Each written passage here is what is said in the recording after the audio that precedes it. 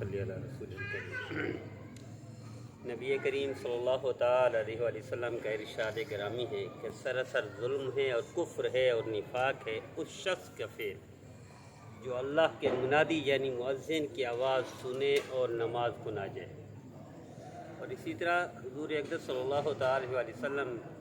کا ارشاد ہے، آپ نے فرمایا کہ میرا دل چاہتا ہے چند جوانوں سے کہوں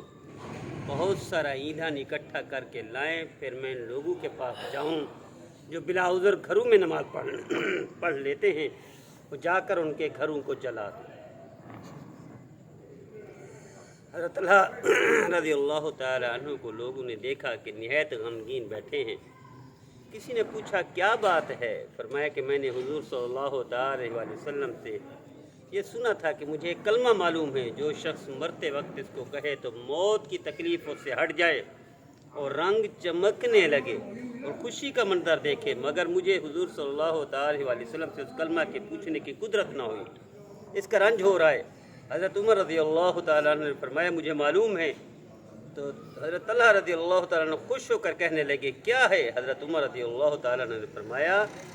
کہ معلوم ہے کہ کوئی کلمہ اس سے بڑھا ہوا نہیں جن کو حضور صلی اللہ تعالی وسلم نے اپنے چچا ابو طالب پر پیش کیا تھا، اور وہ ہے لا الہ الا اللہ، اور فرمایا واللہ یہی ہے، واللہ یہی ہے۔ اللہ مرتے وقت ہمیں بھی کلمہ کی توفیق عطا فرمائے۔ نبی کریم صلی اللہ تعالی علیہ وسلم کا ارشاد گرامی ہے، اس شخص کی مثال جو اللہ کی حدود پر قائم ہے اور اس شخص کی جو اللہ کی حدود میں پڑھنے والا ہے، اس قوم کسی ہے جو ایک جہاز میں بیٹھے ہوں اور قرہ سے مثلا جہاز کی منزلیں مقرر ہو گئی ہوں، بعض لوگ جہاز کے اوپر کے حصے میں ہوں، بعض لوگ نیچے کے حصے میں ہوں۔ جب نیچے والوں کو پانی کی ضرورت ہوتی ہے تو وہ جہاز کے اوپر کے حصے پر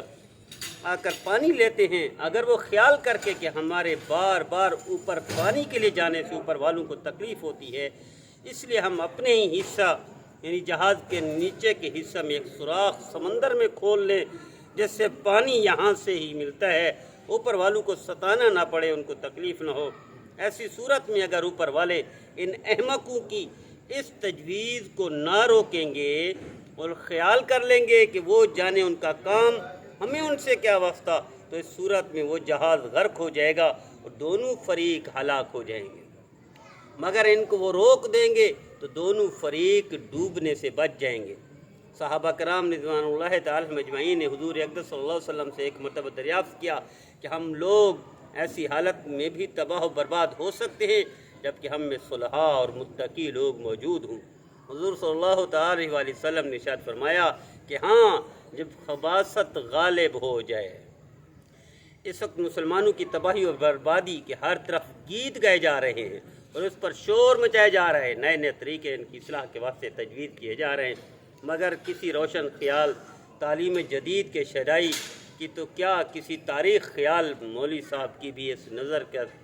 اس طرف نہیں جاتی کہ حقیقی طبیب اور شفیق مربی نے کیا مرض تشخیص فرمایا اور کیا علاج بتلایا، اس پر کس درجہ عمل کیا جا رہا ہے۔ کیا اس ظلم کی کچھ انتہا ہے کہ جو سبب مرض ہے، جس سے مرض پیدا ہوا ہے، وہی علاج تجویز کیا جا رہا ہے کہ دین کی ترقی کے لیے دین و اسباب دین سے بے توجہی کی جا رہی ہے، اپنی ذاتی رائیوں پر عمل کیا جا رہا ہے، تو یہ مریض کل کی جگہ آج ہلاک نہ ہوگا تو اور کیا ہوگا۔ اللہ ہم سب کو نبی کریم صلی اللہ تعالی وسلم کی ہر سنت ہر فرمان پر موت تک عمل کرنے کی توفیق عطا فرمائے۔ ہمارا یہ بیٹھنا روز کا یہ درس اور اس جماعت کا مقصد بھی یہی ہے کہ پوری امت نبی کریم صلی اللہ علیہ وسلم کی ایک ایک سنت پر عمل کرنے والی بن جائے، تباہی سے بچ جائے، بربادی سے بچ جائے۔ حضرت امام مالک رحمۃ اللہ علیہ فرماتے ہیں کہ اس امت کا آخری حصہ، اس کی کامیابی، اس کی فلاح، اس کے بچنے کا ایک ہی طریقہ ہے کہ اولین والوں پہلے والوں کی اقتدا کرے۔ پہلے والوں کی اقتدا کیا تھی؟ ان کے پاس MBA کی ڈگریاں نہیں تھی، LLB کی ڈگریاں نہیں تھی، CA کی ڈگریاں نہیں تھی، یا کوئی بارٹ لا نہیں کیا تھا، انہوں نے کسی ہارورڈ یونیورسٹی سے فارغ نہیں تھے، کسی ٹوکیو یونیورسٹی سے، سڈنی یونیورسٹی سے، کسی آکسفورڈ یونیورسٹی سے واقف بھی نہیں تھے، نام بھی نہیں سنا تھا، وہ ایک ہی یونیورسٹی سے واقف تھے، اسی کے تعلیم یافتہ، اسی کے تربیت یافتہ تھے، محمدن یونیورسٹی۔ نبی کریم صلی اللہ علیہ وسلم کے فرما بردار تھے، کامل فرما بردار تھے، اس وجہ سے دنیا میں ان کو نام چمکا، اور اللہ نے بھی گواہی دے دی سارے جنتی ہیں، اللہ نے گواہی دے دی کہ سارے کامیاب ہیں۔ ہمارے لیے کامیابی کا بھی وہی راستہ ہے کہ اللہ کے رسول کی فرما برداری، اور یہ تبلیغ کی محنت بھی وہی ہے۔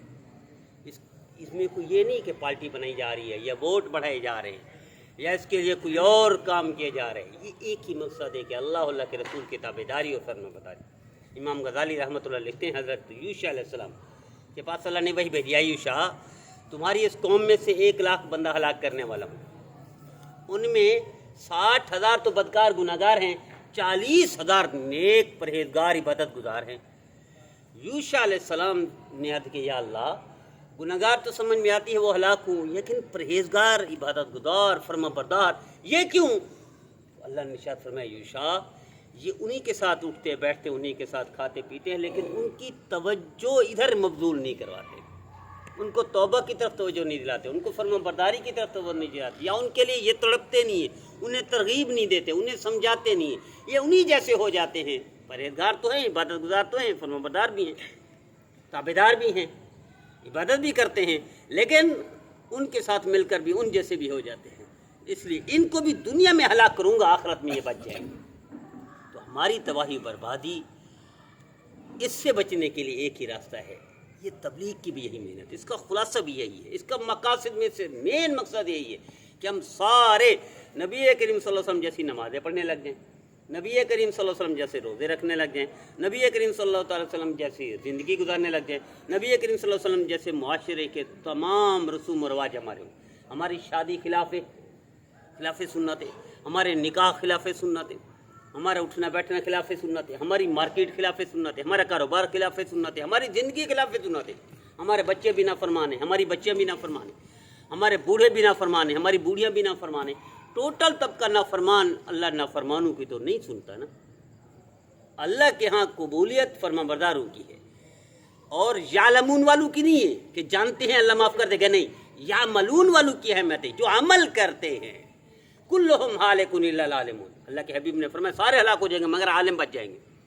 پھر فرمایا کلہم ہالکون الا العاملون، عالم بھی سارے ہلاک ہو جائیں گے مگر عمل کرنے والے، پھر فرمایا عمل کرنے سارے ہلاک ہو جائیں گے مگر اخلاص والے، اور پھر فرمایا کہ اخلاص والے اللہ خطر الناس، یہ بڑے خطرے میں ہے، یعنی تھوڑی سی بھی ریاکاری آ گئی کسی عمل میں اللہ اٹھا کے پھینک دے گا۔